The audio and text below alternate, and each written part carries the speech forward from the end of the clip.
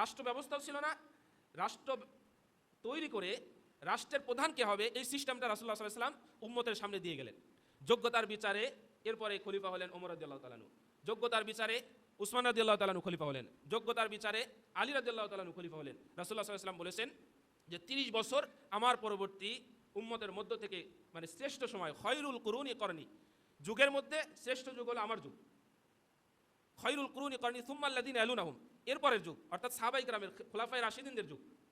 আর এরপরে খয়রুল কুরুনি করনি সুম্মাল্লাযিনা ইয়ালুনাহুম সুম্মাল্লাযিনা ইয়ালুনাহুম, এরপরে আস্তে আস্তে পর্যায়ক্রমে তারপরে তাবিঈনদের যুগ শ্রেষ্ঠ, তারপরে তাবিঈনদের যুগ শ্রেষ্ঠ, এইভাবে পর্যায়ক্রমে চলে যাবে। রাসূলুল্লাহ সাল্লাল্লাহু আলাইহি ওয়াসাল্লাম যেটা বোঝাতে চেয়েছেন যে আমার পরে শ্রেষ্ঠ যুগ হলো খোলাফায়ে রাশিদিনদের যুগ। স্পষ্ট হাদিসে এসেছে 30 বছর তারা রাজত্ব করবে, 4জন খলিফা 30 বছর রাজত্ব করেছিলেন।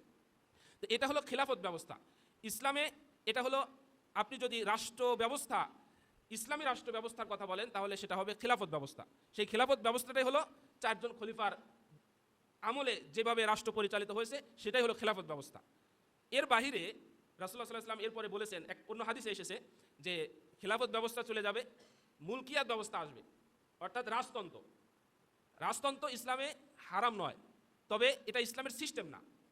যেমন উমাইয়া খিলাফত, তারপরে আব্বাসী খিলাফত বা অটোমান সাম্রাজ্য, এই বিশেষ করে আবার যদি ভারতবর্ষের কথা বলেন মুঘল সাম্রাজ্য, তো এই সাম্রাজ্যগুলো রাজার ছেলে রাজা হয়েছে।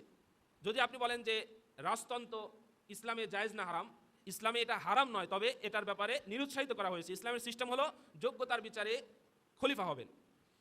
তো এই যে 4জন খলিফা, এই 4জন খলিফা খিলাফত ব্যবস্থার পরে রাসূলুল্লাহ সাল্লাল্লাহু আলাইহি ওয়াসাল্লাম বলেছেন মুলকিয়াত, অর্থাৎ রাজতন্ত্র আসবে। রাজতন্ত্রের পরে রাসূলুল্লাহ সাল্লাল্লাহু আলাইহি ওয়াসাল্লাম হাদিসের শেষাংশে বলেছেন স্বৈরতন্ত্র আসবে। স্বৈরতন্ত্র বলতে আমরা বর্তমান এই যে যতগুলো রাষ্ট্র দেখি, গণতান্ত্রিক, সমাজতান্ত্রিক বা রাশিয়া, চীন, যত রাষ্ট্র বলেন না কেন, প্রকারান্তে বিভিন্ন নামে বেনামে সব রাষ্ট্রেই স্বৈরতন্ত্রই প্রতিষ্ঠিত আছে। কিভাবে? এটা মানুষের তৈরি করা সিস্টেম। এই সিস্টেম আপনি চাইলেই যে একজন মানুষকে আমির বানাবেন বা নেতা বানাবেন তা কিন্তু সম্ভব নয়। অর্থাৎ সাম্রাজ্যবাদীরা, পৃথিবীর মোড়লেরা তাদের সুবিধা অনুযায়ী তারা রাষ্ট্রপ্রধান নির্ধারিত করে, এটা কেউ অস্বীকার করতে পারবে না। রাসূলুল্লাহ সাল্লাল্লাহু আলাইহি ওয়াসাল্লামের স্পষ্ট হাদিস, শেষ জামানায় আসবে স্বৈরতন্ত্র। আপনি রাজতন্ত্র বলেন, গণতন্ত্র বলেন, সমাজতন্ত্র বলেন, সব তন্ত্রের মূল যেটা থিম সেটা হলো স্বৈরতন্ত্র। তারা পৃথিবীর সব রাষ্ট্রই কোনো না কোনোভাবে স্বৈরতন্ত্র প্রতিষ্ঠা করতেছে।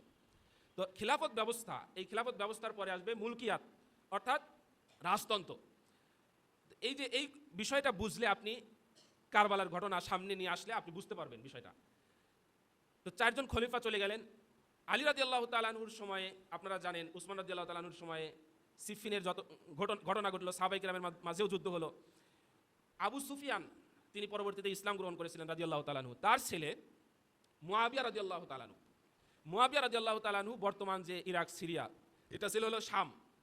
এই শামের রাজত্ব করতেন প্রায় দীর্ঘ সময়, অর্থাৎ প্রত্যেক খলিফার সময়ই ওই জায়গার গভর্নর ছিলেন মুআবিয়া রাদিয়াল্লাহু তাআলা আনহু। সাহাবায়ে কেরামের মাঝে যে দ্বন্দ্বগুলো, উষ্টির যুদ্ধ বা সিফিনের যুদ্ধ, এই ঘটনাগুলো সামনে আসলে আমরা বিব্রত বোধ করি, আমরা এর জবাব দিতে পারি না।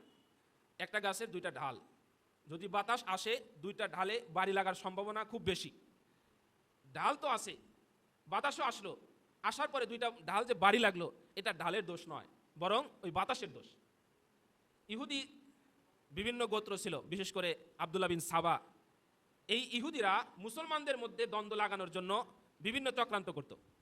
মূলত সাহাবায়ে কেরামের মাঝে যে ঘটনাগুলো রক্তপাত হয়েছে, এই ঘটনা এইভাবে যদি আপনি মূল্যায়ন করেন যে ইহুদিদের চক্রান্তে পড়ে এভাবে মুসলমানেরা মুখোমুখি হয়েছে, অর্থাৎ ডালের দোষ নয় বরং বাতাসের দোষ, তাহলে আপনি মূল্যায়ন করতে পারবেন।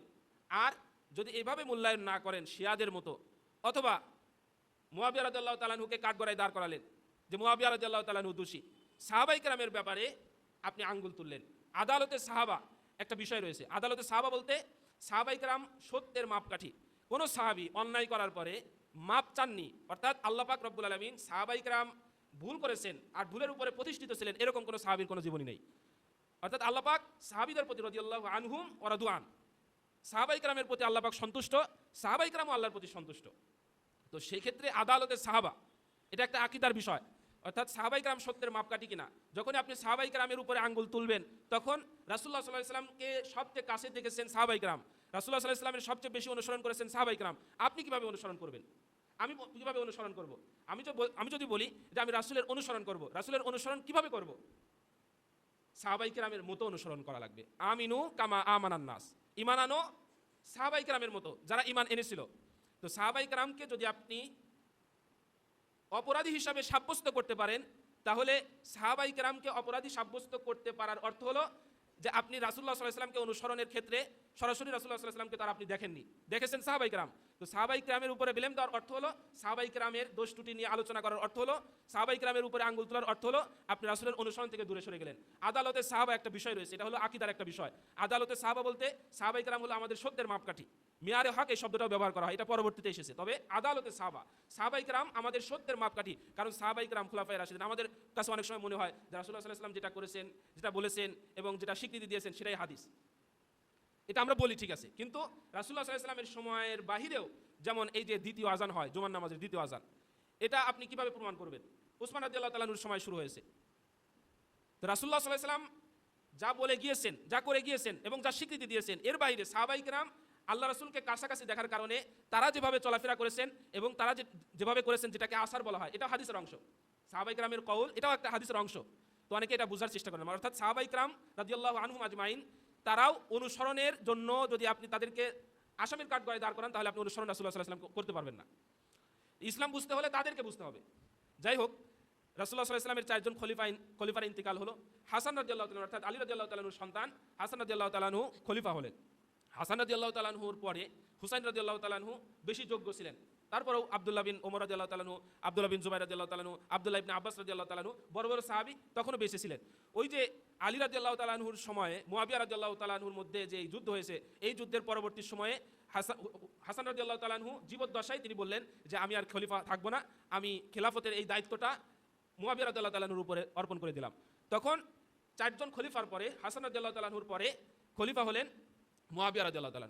মুয়াবিয়া রাদিয়াল্লাহু তাআলা তার সভাসদগণের সবাইকে একত্রিত করে বললেন যে আমি যদি মারা যাই তাহলে আমার পরবর্তী আমার স্থলাভিষিক্ত কে হবে? তখন অনেকেই পরামর্শ দিলেন যে আপনার ছেলে ইয়াজিদ, এই ইয়াজিদ আপনার রাজপ্রাসাদে বড় হওয়ার কারণে রাজ্য পরিচালনার ক্ষেত্রে তার চেয়ে বেশি বোঝার জ্ঞান খুব কম মানুষের আছে। তখনও বড় বড় সাহাবী হুসাইন রাদিয়াল্লাহু তাআলা, আব্দুল্লাহ বিন আব্বাস, আব্দুল্লাহ বিন জুবাইর, আব্দুল্লাহ বিন ওমর রাদিয়াল্লাহু তাআলা, বড় বড় সাহাবী তখনও বেঁচে ছিলেন। যাই হোক, মুয়াবিয়া রাদিয়াল্লাহু তাআলা তার সন্তানকে স্থলাভিষিক্ত করলেন। তখন এখন যেরকম ভোট পদ্ধতি, তখন ছিল হলো বায়াত, অর্থাৎ স্বীকৃতি দেওয়া। বিভিন্ন অঞ্চলে গিয়ে মুয়াবিয়া রাদিয়াল্লাহু তাআলা বোঝাতে শুরু করলেন যে আমার সন্তান এরকম ইয়াজিদ, তার ব্যাপারে তোমরা কি ধারণা রাখো, তাকে যদি আমার স্থলাভিষিক্ত করা হয় তোমরা কেমন মনে করো? তো অনেকেই বায়াত গ্রহণ করলো, অর্থাৎ স্বীকৃতি দিল। তখনও বড় বড় সাহাবী মদিনায় ছিলেন, তখনও স্বীকৃতি দেননি বলতে ইয়াজিদের হাতে বায়াত গ্রহণ করেননি। মদিনা ছিল খিলাফত, অর্থাৎ ওমর রাদিয়াল্লাহু তাআলা অর্ধ জাহান, মানে অর্ধ পৃথিবী ওমর রাদিয়াল্লাহু তাআলার সময়ে বিজয় হয়েছিল। এই অর্ধ পৃথিবীর মেইন যে রাজধানী, সেই রাজধানী ছিল মদিনা। আলী রাদিয়াল্লাহু তাআলার সময়ে সেটাকে হস্তান্তর করে কুফায় নিয়ে যাওয়া হয়। কুফা ছিল রাজধানী। মুয়াবিয়া রাদিয়াল্লাহু তাআলার সময়ে কুফা ছিল রাজধানী। এই রাজধানীতে অনেকে এরকম ছিল, যেরকম আমাদের বাংলাদেশে আমরা আবেগপ্রবণ বেশি, তো কুফার মানুষ ছিল বেশি আবেগপ্রবণ। হুসাইন রাদিয়াল্লাহু তাআলা বেঁচে আছেন, তো কুফা থেকে অনেকেই চিঠি লিখতে শুরু করলো যে হুসাইন রাদিয়াল্লাহু তাআলাকে আপনি রাজধানীতে আসেন, আপনার হাতে আমরা বায়াত গ্রহণ করব। হুসাইন রাদিয়াল্লাহু তাআলা তখন যেহেতু ইয়াজিদের হাতে বায়াত গ্রহণ করেননি, মুয়াবিয়া রাদিয়াল্লাহু তাআলা ইন্তেকাল করেছেন। মুয়াবিয়া রাদিয়াল্লাহু তাআলা ইন্তেকালের পরে ইয়াজিদের হাতে এখনো হুসাইন রাদিয়াল্লাহু তাআলা বা আব্দুল্লাহ বিন জুবাইর, আব্দুল্লাহ ইবনে আব্বাস রাদিয়াল্লাহু বড় বড় সাহাবী এখনো বায়াত গ্রহণ করেননি, মানে এখনো স্বীকৃতি দেয়নি। তো একের পর এক কুফাবাসী চিঠি লিখতে শুরু করলো। হুসাইন রাদিয়াল্লাহু তাআলা তার আশেপাশের লোকজনকে নিয়ে সাহাবীদের সঙ্গে আলোচনা করলেন যে কি করা যায়, তারা তো আমার কাছে চিঠি লিখতেছে। তো এই অবস্থা জানার জন্য তার ফুফাতো ভাইকে মুসলিম বিন আকিলকে পাঠিয়ে দিল, যাও কুফায় যাও। হুসাইন রাদিয়াল্লাহু তাআলা পাঠিয়ে দিলেন, যাও সেখানে গিয়ে অবস্থা অবলোকন করো। তো এখানে যেটা লক্ষণীয় সেটা হলো, আগে ছিল যোগ্যতার বিচারে একজন খলিফা হবেন, মানে মাঝখানে যে কথাগুলো বলেছি ওই কথাগুলো যদি সামনে রাখেন তাহলে এই বিষয়গুলো বোঝা সহজ হবে। একজন সাহাবীর ছেলে মুয়াবিয়া, তিনি একজন তাবী ছিলেন। তাবী বলতে সাহাবায়ে কেরামকে যারা দেখেছেন। এমনকি ইয়াজিদের ব্যাপারে রাসূলুল্লাহ সাল্লাল্লাহু আলাইহি ওয়াসাল্লাম বলেছেন, ইয়াজিদ নেতৃত্ব দিয়েছিল সেই সমুদ্রের যুদ্ধে, সেটা একটা লম্বা ঘটনা। যাই হোক, সেই যুদ্ধে সেনাপতি হওয়ার কারণে রাসূলুল্লাহ সাল্লাল্লাহু আলাইহি ওয়াসাল্লাম বলেছেন, বর্তমান মানে আবু মুসা আশআরী রাদিয়াল্লাহু তাআলা আনহুর যে কবর মাজার, অর্থাৎ সমুদ্র পথে যুদ্ধ যারা অংশগ্রহণ করবে তাদের ব্যাপারে সুসংবাদ রাসূলুল্লাহ সাল্লাল্লাহু আলাইহি ওয়াসাল্লাম দিয়েছিলেন। তো এজিদের ব্যাপারেও কিছু সুসংবাদ ছিল। এজিদ এখনো পর্যন্ত কোনো খারাপ কাজ করেনি। তো এজিদের ব্যাপারে এরকম কোনো খারাপ তখনও ব্লেম বা খারাপ কোনো রিপোর্ট ছিল না। হুসাইন রাদিয়াল্লাহু তাআলা আনহুকে বারংবার কুফাবাসী চিঠি দেওয়ার কারণে হুসাইন রাদিয়াল্লাহু তাআলা আনহু মনস্থির করলেন যে কুফাবাসীর সমর্থনে তাদের কাছে যাওয়া দরকার। তো কুফাবাসীর সমর্থনে তাদের কাছে যাবেন, তার সেই কুফার অবস্থা অবলোকনের জন্য তার ভাইকে পাঠিয়ে দিলেন, মুসলিম বিন আকিলকে। সে সেখানে গিয়ে দেখলো যে অনেকেই চাচ্ছে হুসাইন রাদিয়াল্লাহু তাআলা আনহুকে। তিনি চিঠি লিখলেন যে আপনি আসেন। হুসাইন রাদিয়াল্লাহু তাআলা আনহু চিঠি পেয়ে প্রস্তুতি গ্রহণ করে তার পরিবারবর্গের এক এক বর্ণায় এক এক সংখ্যা এসেছে, 70-এর কম বেশি এরকম পরিবারের সদস্যদেরকে নিয়ে রওনা হলেন। এদিকে এজিদ যখন বুঝতে পারলো যে হুসাইন রাদিয়াল্লাহু তাআলা আনহু আসতেছেন, হুসাইন রাদিয়াল্লাহু তাআলা আনহু আসার অর্থ হলো তার কাছে সবাই বায়াত গ্রহণ করা। হুসাইন রাদিয়াল্লাহু তাআলা আনহু তখনকার যে কুফার গভর্নর ছিল সেই কুফার গভর্নরকে বদলি করে উবাইদুল্লাহ বিন জিয়াদকে নিযুক্ত করলো। উবাইদুল্লাহ বিন জিয়াদ আবার স্বৈরাচার বা জালেম প্রকৃতির ছিল। উবাইদুল্লাহ বিন জিয়াদ একজন নিষ্ঠুর মানুষকে খোঁজার চেষ্টা করছিল যে হুসাইন রাদিয়াল্লাহু তাআলা আনহুকে ঠেকাতে পারবে। এজিদের টার্গেট ছিল যে হুসাইন রাদিয়াল্লাহু তাআলা আনহুকে ঠেকানো, এজন্য একজন শাসক নিযুক্ত করলো। আর কুফার গভর্নর উবাইদুল্লাহ বিন জিয়াদ একজন জালেম সেনাপতিকে খুঁজতেছিল, যেভাবেই হোক তাকে যেন আটকানো যায়। তো শিমার বিন জৌশনে যে কথা আপনারা জানেন, এই শিমার পরবর্তীতে হুসাইন রাদিয়াল্লাহু তাআলা আনহুকে আটকালো। আপনারা জানেন হুসাইন রাদিয়াল্লাহু তাআলা আনহু, তার লম্বা ঘটনা, হুসাইন রাদিয়াল্লাহু তাআলা আনহু পরিবারবর্গ নিয়ে ফুরাত নদীর কাছে এসে অবস্থান করলো। হুসাইন রাদিয়াল্লাহু তাআলা আনহু এই অবস্থা দেখে তখন হতভম্ব হয়ে গেলেন যে কুফাবাসী আমাকে দাওয়াত করে নিয়ে আসতেছে, আবার এদিকে এসে দেখি আবার যুদ্ধের মুখোমুখি। হুসাইন রাদিয়াল্লাহু তাআলা আনহু প্রস্তাব করলেন যে আমাকে, সীমাকে প্রস্তাব করলেন, আমি যেখান থেকে এসেছি আমাকে সেখানে যেতে দাও, অথবা ইসলামের কোনো একটা রাষ্ট্রের কোনো একটা জায়গায় দায়িত্ব আমাকে দিয়ে দাও, অথবা আমাকে ছেড়ে দাও, অথবা এজিদের মুখোমুখি হওয়ার তো আমাকে ব্যবস্থা করে দাও, এজিদের আমি মুখোমুখি হই। সীমার কোনোটাই না করে বরং আপনারা জানেন সেই ফুরাত নদীর পানি বন্ধ করে দিল। সেই কারবালার প্রান্তরে হুসাইন রাদিয়াল্লাহু তাআলা আনহুকে সহ তার পরিবারবর্গের সবাইকে শহীদ করা হলো। অর্থাৎ তিনি যুদ্ধ করার জন্য আসেননি। এই যে ভুল বুঝাবুঝির কারণে একটা পর্যায়ে চলে আসলো এবং একটা ঘটনা ঘটলো, সেই ঘটনাটা ঘটলোই আশুরার দিন। এই আশুরার দিনেই কারবালার ঘটনা ঘটেছে। তো এখানে অনেক কিছু বিষয় লক্ষণীয়। এরপরে হুসাইন রাদিয়াল্লাহু তাআলা আনহুকে যখন শহীদ করা হলো, আস্তে আস্তে এজিদের বিরুদ্ধে বিদ্রোহ শুরু হলো। এজিদ চেয়েছিল, এখানে লম্বা ঘটনা রয়েছে, এজিদ চেয়েছিল ঠেকানোর জন্য, কিন্তু তার মস্তক, হুসাইন রাদিয়াল্লাহু তাআলা আনহুর মস্তক নিয়ে তার সামনে যখন নিয়ে আসা উপস্থিত করা হলো, সে ভয় পেয়ে গেল। কারণ যেই কানে, যেই চোখে, মুখে রাসূলুল্লাহ সাল্লাল্লাহু আলাইহি ওয়াসাল্লাম চুমু খেয়েছেন, সেই মাথা, সেই মস্তক অপদস্থ করে, অপমানিত করে সেই মস্তক তার সামনে, সে ভয় পেয়ে গেল। যাই হোক, এই যে ক্ষমতা পাকাপোক্ত করার জন্য এজিদ যা যা করেছিল, এর পরবর্তীতে বিদ্রোহ ঘোষণা হলো। বিশেষ করে মদিনায় তো আক্রমণ করলো, অনেক সাহাবীকে হত্যা করলো। এরপরে মক্কায়, এমনকি কাবায় মানে ক্ষেপণাস্ত্র হামলা করে কাবাও ক্ষতিগ্রস্ত করলো। পরবর্তীতে যে স্টেপগুলো গ্রহণ করেছিল এজিদ, প্রত্যেকটি ঘটনা ইসলামের বিরুদ্ধে, অসংখ্য সাহাবীদেরকে হত্যা করেছে এই বিদ্রোহ দমনের জন্য। তো এজিদ ক্ষমতায় থাকার জন্য যা যা করলো, আজকে কেউ নাম এজিদ রাখে না, কেন? ঘৃণা করে। তো ইতিহাস আসলে পরবর্তীতে মানুষ লিখে ফেলে, ইতিহাস কাউকে ক্ষমা করে না। আমি যদি অন্যায় অবৈধ কাজ করি, ইতিহাস আমাকে খারাপভাবেই লিখে ফেলবে। হয়তো আমি এখন বেঁচে আছি, আমার ভয়ে কেউ লিখতেছে না, কিন্তু ইতিহাস লিখবেই। যারা জালেম ছিল তাদের ইতিহাসের পাতায় উঠে যায়। তো জালেম এই অবস্থায় এখন এজিদের ব্যাপারে আমাদের মন্তব্য কি? তিনি একজন সাহাবীর সন্তান। মুআবিয়া রাদিয়াল্লাহু তাআলা আনহুকে যদি আপনি কাঠগড়ায় দাঁড় করানো উচিত হবে না। ওই যে দুইটা ডাল বাতাস আসার কারণে ঘর্ষণ লাগে, এটা বাতাসের দোষ, ডালের দোষ নয়। তো এরকম অনেকগুলো ঘটনা ঘটে। এখন এজিদের ব্যাপারে আমাদের মন্তব্য কি? এক একজন এক এক মন্তব্য করেছেন। তবে মুহাম্মদ রাহমাতুল্লাহ বলেছেন, লা নাসুব্বুহু ওয়ালা নুহিব্বু, তাকে ভালোবাসি না, তাকে ঘৃণাও করি না। ঘৃণা করি না কেন? সাহাবীর সন্তান, তাবি এবং যুদ্ধে অংশগ্রহণ করেছেন।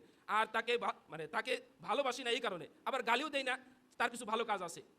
তো এই জন্য তার ব্যাপারে এজিদ তো অবশ্যই খারাপ, এতে কোনো সন্দেহ নেই। তবে আমি কেন তাকে গালি দিতে যাব অযথা?